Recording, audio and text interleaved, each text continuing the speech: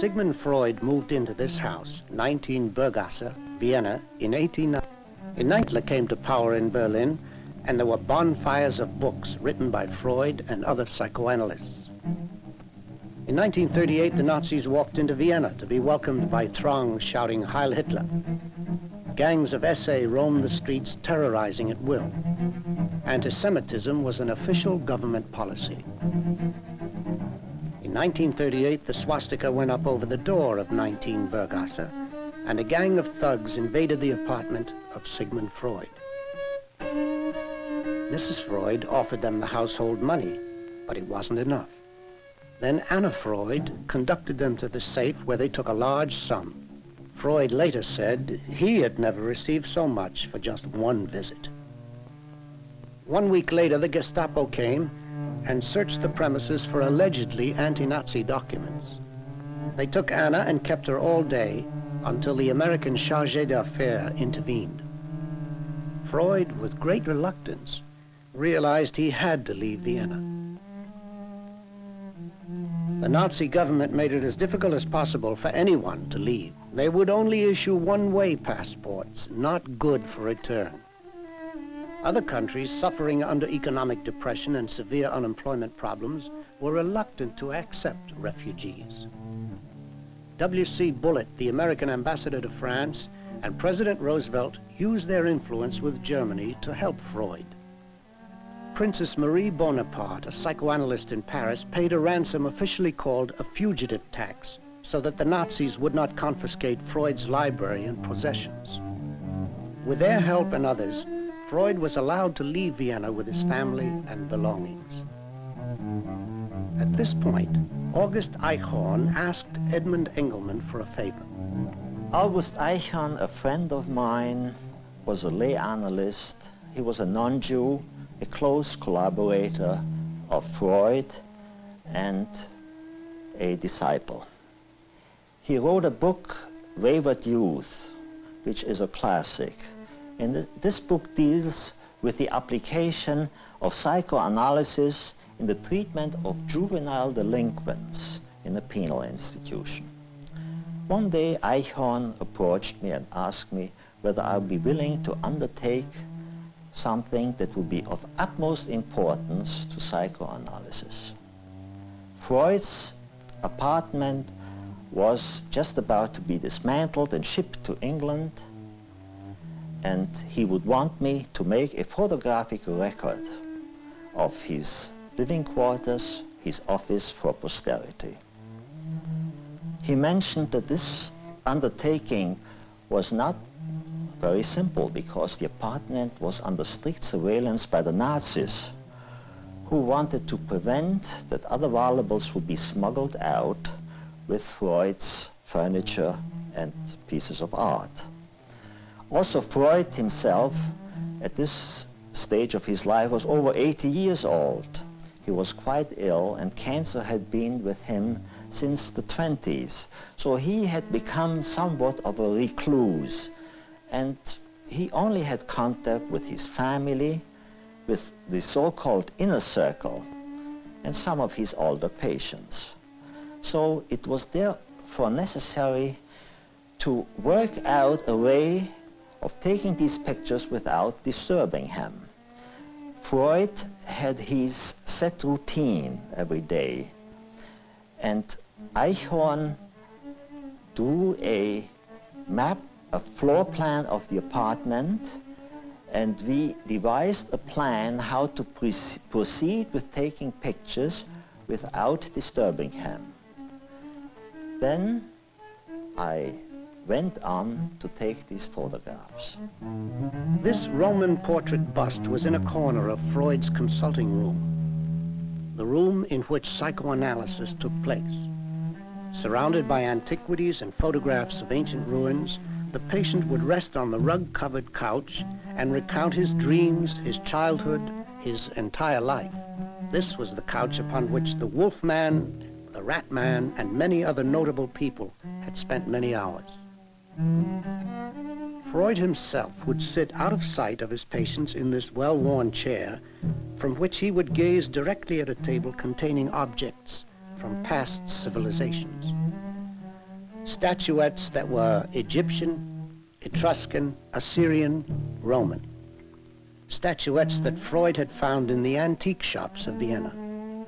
Freud had started collecting antiquities before 1900 and would make periodic visits to dealers in Vienna or any city he was visiting. He collected antiquities of all kinds: urns, stone reliefs, sarcophagus lids, but mostly Egyptian figures. They were displayed all around the room, on the walls, on tables, in cabinets, on top of cabinets. They all had one thing in common. They were of apparent great age and had come from remote places. They were objects that were connected directly to burial or had been buried by some natural upheaval. And almost all had been unearthed by digging into the ruins of the past. It was a process that Freud used as an analogy to his own work. He wrote that his role resembles to a great extent an archaeologist's excavation of some dwelling place that had been destroyed and buried. On the wall near the foot of the couch was a reproduction of the Pompeian relief Gradiva, which was the subject of a story about which Freud wrote an essay delving into the unconscious and its relationship to creativity. Adjoining it was an engraving of Oedipus and the Sphinx. Above the couch was a color lithograph of the colossal statues at Abu Simbel. There was virtually no contemporary artwork or even landscapes on the walls or around the room. Freud's interest was in antiquities and not necessarily art. Although such antique collecting was not uncommon among doctors in Vienna of his time, his collection is remarkable for its size and better than average quality. At times he would use some of these ancient objects to elucidate his system of dream symbols. In 1899, in a letter to a friend, he wrote of his predilection for the prehistoric in all its human forms.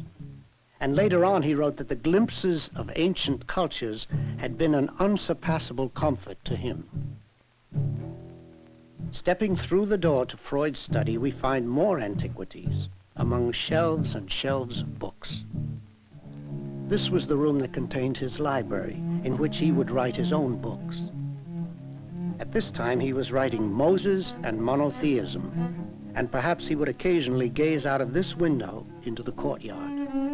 Freud's library contained, among its many volumes, complete collections of Shakespeare, Goethe, Hawthorne, Gogol, Dostoevsky, Poe, Mark Twain, Greek tragedy, and many books on archaeology.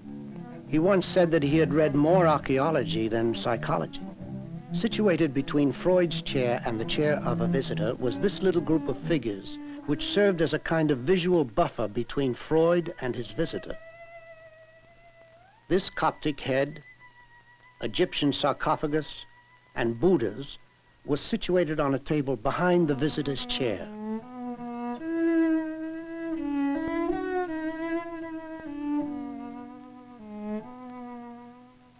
On the wall behind these were photographs of Marie Bonaparte, Yvette Gilbert, whom he had met in Paris, and Lou Andreas Salome.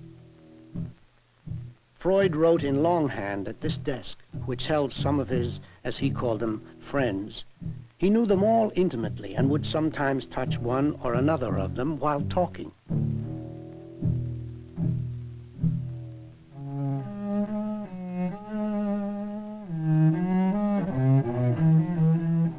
It was in these two rooms that Freud discovered and wrote of the major theories of psychoanalysis. One day while taking pictures, I found myself face to face with Freud. I was very surprised. He seemed to be even more surprised and, as I could notice, quite concerned. Fortunately, Eichhorn was nearby, and he stepped in and he explained the purpose of my mission. At this point, I already had a little album prepared of photographs of previous days, which I planned to give to Freud to take along to England as a souvenir. So I gave it to Freud. Freud looked through the album, started to smile, was very pleased, and readily consented to pose for my photographs and even gave me permission to take his pictures while he was working. After a few days, he brought one of these pictures back with an inscription for me, which reads, literally translated from German, "Heartfelt thanks to the artist Freud, 1938. I treasure this picture. In 1938, when Mr. Engelmann took these photographs, Freud was over 80, had had cancer of the jaw for nearly 15 years. It was very painful and required almost daily treatment. This was done in this little room just off the consulting room. Freud's personal physician or his daughter Anna would attend to the always troublesome wound. Anna Freud, by this time in her 40s, unmarried, was a practicing lay analyst and the only one of Freud's 5 children who still lived at home. Her room was simply furnished and featured this large portrait of her father. The living quarters of the Freud family were adjacent to the offices and faced directly onto Bergasse Street. However, they had very little else in common with the offices. Here there were no walls and cabinets covered with antiquities. Rather, the cabinets contained mementos of a more personal nature.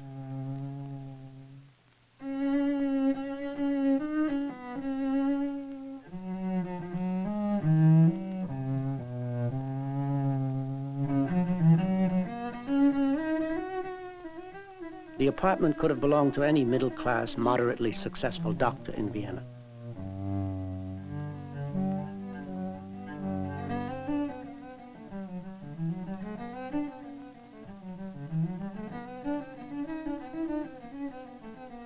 Here, in these rooms with flowers and pictures of children, there was no indication of an interest in archaeology or psychology, and certainly not an indication of an interest in the human unconscious and the problems of sexual repression. Freud and his family had lived in these rooms for more than 45 years, and now they had to leave the country. Several weeks after I had taken these pictures, Freud and his family left for England. The content of his apartment and offices were shipped to London. In the following month, the fury of Nazi persecution increased, culminated in the so-called Crystal Night, in which hordes of people roamed the street, smashed windows of Jewish enterprise, and set synagogues on fire. At this point, I realized that I had to, in order to save myself, I had to put my efforts, my extreme efforts, into leaving this country. I finally succeeded, and in January 1939, I was able to leave. However, I was afraid to take these negatives along. At the border, they might find them suspicious and retain me. So I decided to leave these negatives with my friend Eichhorn.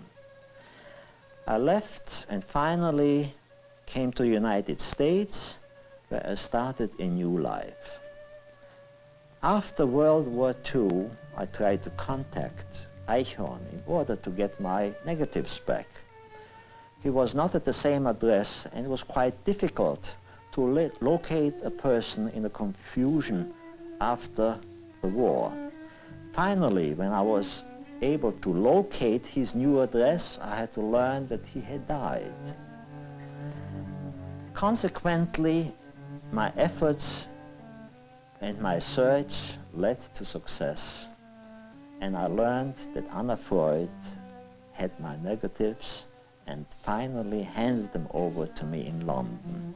At this occasion, I was able to visit 20 Marisfield Gardens, where Freud had spent the last year in his life, where I could see that beautiful art again that I had photographed about 15 years ago.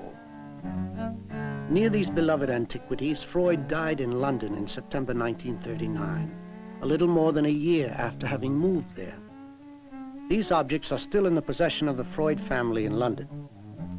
But the look and feeling of the rooms in which Freud lived and worked for more than 40 years exists only in these photographs. The Austrian government has made a museum for Freud in his old quarters in 19 Bergasse, but the furniture and antiquities are not there. It was in these rooms and among these objects, as depicted in these photographs, that concepts such as unconscious, sublimation, repression, reality principle, and so on, were defined in a manner to make them virtually household words. It was here that the great books of psychoanalysis were written. Perhaps most important, as Freud wrote to a friend in June 1900, in this house on July 24th, 1895, the secret of dreams was revealed to Dr. Sigmund Freud.